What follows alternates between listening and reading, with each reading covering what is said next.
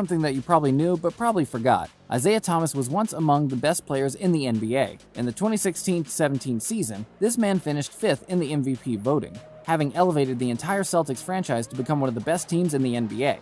However, after just 3 seasons and while he was undergoing surgery for his hip, the Celtics management traded him for Kyrie Irving.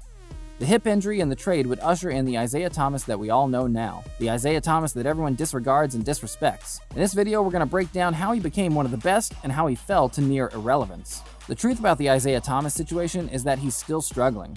From the very beginning of his career, Isiah has had to constantly prove himself before anyone would consider him. He's a 5'9" basketball player in one of the most competitive leagues in the world. To everyone, he was a short player, and Isiah was aware of this estimation.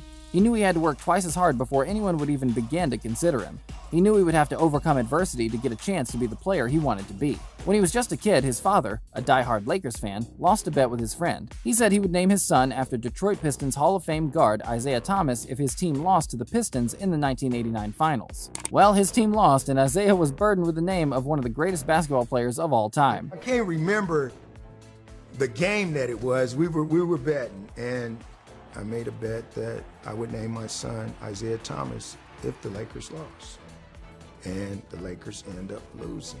In high school, he took up basketball and averaged an impressive 31.2 points per game as a junior. He announced that he wanted to sign with the Washington Wizards and soon after was given the chance. Thomas was such an impressive player that Nate Robinson, a former Washington Huskies star, personally gave him his blessings to wear his number 2 jersey. He showed up in an exhibition game against Western Washington and scored 27 points in 9 of 12 field goals and scored a season-high 27 points in a devastating 81-67 win over Morgan State. This came off another devastating defeat, a 74-51 beating, that he had helped his college team hand over to Florida International just a month earlier. Thomas was setting and crushing his records. It was beginning to feel too easy for him. As a true freshman, he averaged 15.5 points, 2.6 assists, and 3 rebounds per game, and was named Pac-10 Freshman of the Year. In his second year, Thomas's averages improved and rose to 16.9 points, 3.2 assists, and 3.9 rebounds per game. Shot clock turned off. Game clock at 8. He's gonna do it himself. Thomas, shake, crossover, step back. At the buzzer. Thomas continued dominating and winning games throughout his 3 years playing college basketball and was among the final 10 candidates for the Bob Cousy Award in his junior season. However, soon enough, Thomas felt he was ready for the big leagues, and on March 31, 2011, he declared for the NBA draft, foregoing his final year of college. Thomas would remember the 2011 NBA draft as one of the longest waits of his life. He said that he was scared that no one would pick him because of his height. He was banking on the Lakers draft call, and when he wasn't announced by them, he panicked. Thomas was eventually selected in the second round of the 2011 NBA draft as the 60th and final pick by the Sacramento Kings. With the 60th pick in the 2011 NBA draft, the Sacramento Kings select Isiah Thomas from the University of Washington. While this was a close call, he was grateful to be in and immediately went to work. Soon after, Isiah was recording his first double-double with 23 points and 11 assists in a win against the Cleveland Cavaliers. By March of 2012, Thomas was named the February Western Conference NBA Rookie of the Month. This was as unbelievable as it was a testament to Thomas's undeniable potential. No one before him had gone to win Rookie of the Month after being picked last in the NBA draft. The next month, Thomas won the award again after dramatically improving his stats and averaging 13 points and 4.9 assists per game. He was also selected to the All-Rookie second team and finished 7th in the NBA Rookie of the Year voting. Isiah Thomas's career high at the time was 38 points, which he racked up during a loss to Oklahoma City. And some days later, he repeated this against the Indiana Pacers. On March 18, 2014, he recorded his first career triple-double with 24 points, 11 assists, and 10 rebounds in a 117-111 overtime win over the Washington Wizards, which gave him the unique distinction of being the shortest player to ever record a triple-double in the NBA. During the 2013-14 season, Thomas joined Calvin Murphy, Dana Barros, Damon Stoudemire, and Michael Adams as the only players under 6 feet tall to average over 20 points per game and 6 assists per game in a season. Isiah Thomas had arrived and could no longer be ignored. His stature was not holding him back, and he was more than determined to make his mark in the NBA. Thomas was humble, skilled, and immensely popular among fans. He would show up to city council meetings, and this endeared him to many fans. However, despite all of this, on the 12th of July 2014, Thomas was traded in a sign-and-trade deal to the Phoenix Suns.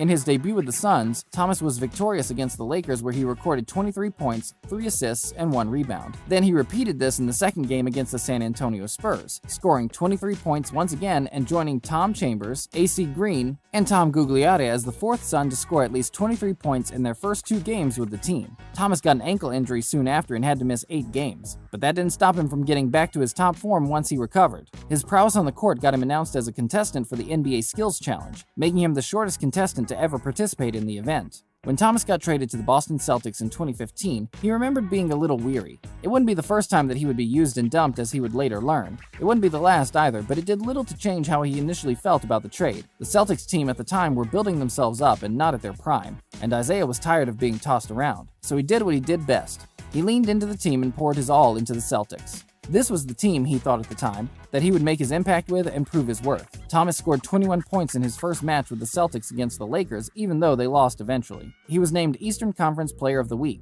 However, injuries kept coming back to haunt him. He didn't let them slow him down though, and even though he had to miss 8 games to recover, Thomas would still return a month after and score a season-high 34 points in a 113-103 win over the Detroit Pistons.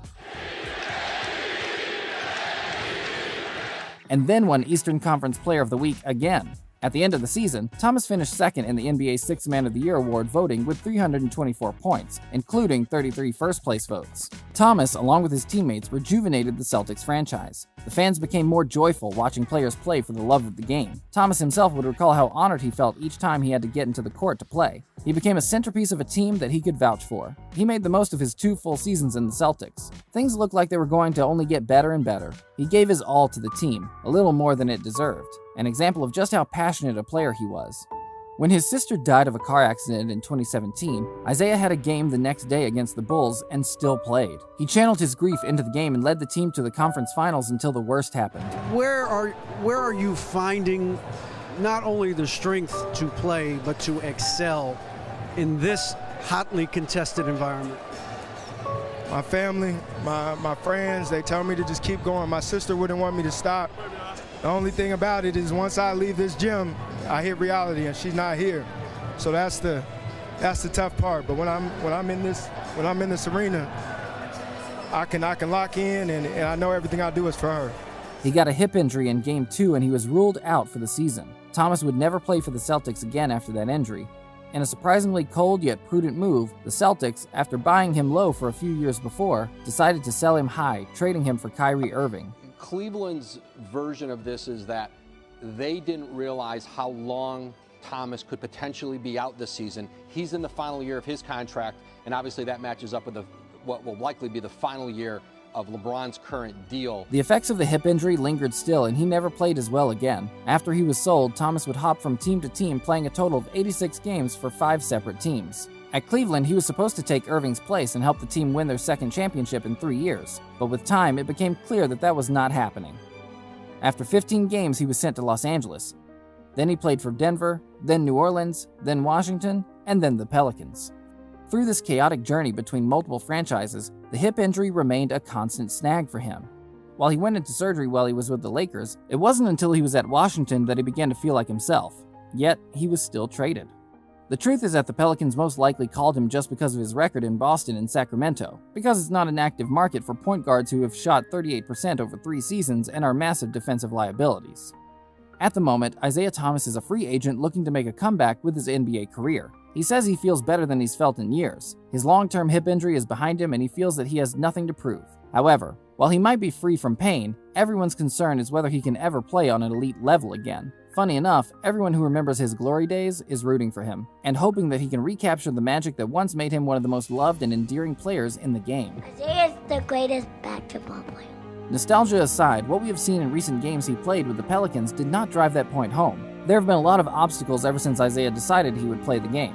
His height was at the forefront of those issues, but now he has the double burden of his age. Isiah Thomas is 32, and athletes over the age of 30 are hardly ever considered for comebacks. There was a time when Thomas could score points whenever he wanted. He was that good. Even when the defenders were all up in his face and he was mostly the shortest person on the team, he was still able to create openings for himself notwithstanding.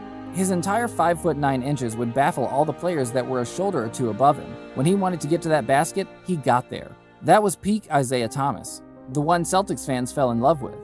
Those are the days he hopes to recapture as he finds a team that will take him in with all of his experience and all of his skills. Injuries set him back and made him lose millions, and would have made him lose his career if he wasn't as determined as he is. The hope is that the injury days are behind him, and that he can still make his mark in the NBA before he decides to finally call it quits and retire. Comment below to let us know your thoughts, and be sure to subscribe for more. And don't forget to turn on notifications so you never miss another one of our videos. We'll see you next time, latest Hoops fans. Until then...